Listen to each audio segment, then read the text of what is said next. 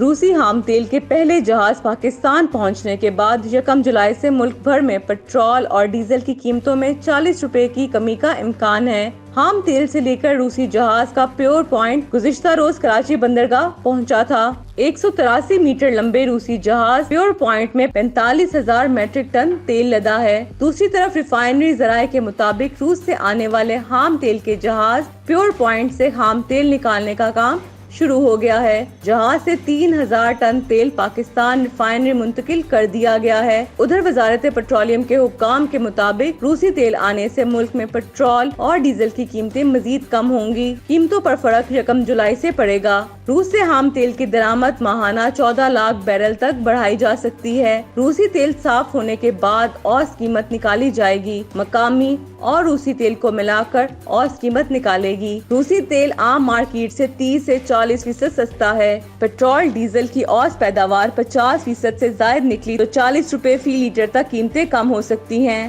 واضح رہے کہ حکومت نے متوسط طبقے کو ریلیف دینے کے لیے پیٹرولیم مصنوعات کی قیمتوں میں سلیبس بنائی تھیں، جس میں موٹر سائیکل سواروں کو اصل قیمت سے 100 روپے سستا پیٹرول فراہم کرنے کا اعلان کیا گیا تھا، لیکن اس اسکیم پر عمل درآمد نہ ہو سکا۔ البتہ اب پیش گوئی کی جا رہی ہے کہ روس سے سستا پیٹرول پاکستان پہنچنے پر اس اسکیم پر عمل شروع کیا جا سکتا ہے۔